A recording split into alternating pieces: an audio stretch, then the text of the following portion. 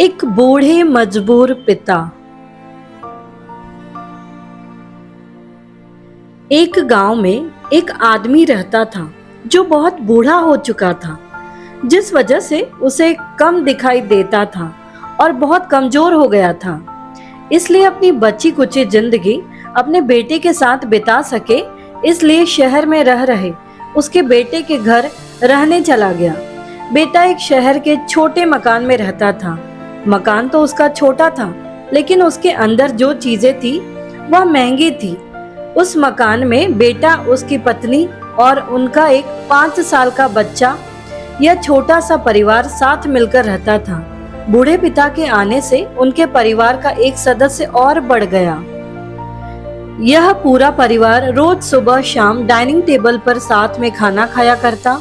बूढ़ा पिता अपनी कमजोरी के चलते हमेशा खाने की चीजें नीचे गिराता रहता और कई बार कांच के बर्तन भी टूट जाया करते थे।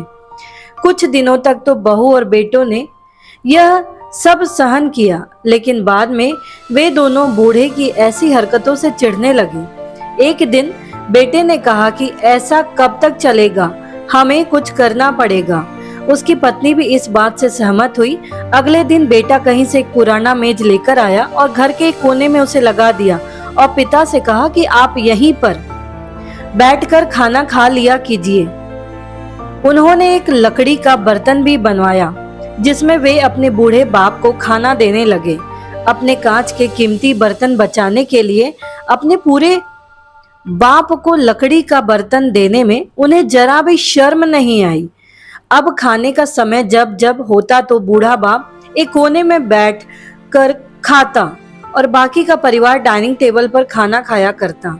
डाइनिंग टेबल पर बैठे बैठे दोनों पति पत्नी कभी कभी अपने बूढ़े बाप की तरफ देख लिया करते। बूढ़े बाप की आंखों में उन्हें आंसू भी नजर आते, मगर उन पर जैसे कोई असर ही नहीं होता।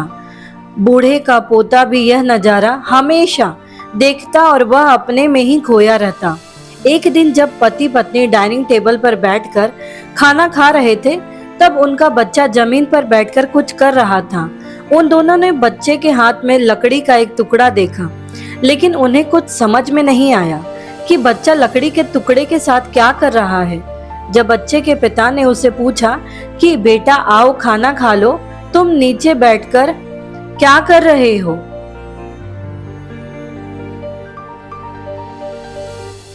तब बच्चे ने भोलेपन से कहा, अरे मम्मी पापा, मैं आप दोनों के लिए लकड़ी का बर्तन बना रहा हूँ, ताकि आप लोगों को जब आप बूढ़े हो जाओ तो दिन में खाना दे सकूं। अपने नादान बेटे द्वारा दी गई यह सहज बात दोनों के दिल में तीर की तरह उतरी। दोनों एक दूसरे का चेहरा निहारने लगे। बिना कुछ कहे ही दोनों की आंखों में पानी आ गया और उन्हें अपने भविष्य की किताब अपने आप को उनके सामने खुलती नजर आई। उन्हें समझने में ज्यादा देर नहीं लगी कि अब उन्हें आगे क्या करना पड़ेगा। अगले दिन कमरे के कोने से वह पुराना मेज हट गया और अब बूढ़ा पिता और बाकी का परिवार साथ में मिलकर फिर से खाना खाने लगे। बूढ़े की कमजोरी की वजह से हो रही गलतियां भी अब किसी को नहीं चिढ़ाती थी। यह कहानी हमें बताती है कि हर वह पत्ता जो आज हरा है वह कल सूखेगा और डाली से नीचे भी गिरेगा। इसलिए हमें अपने बड़े बूढ़ों का हमेशा ख्याल रखना चाहिए।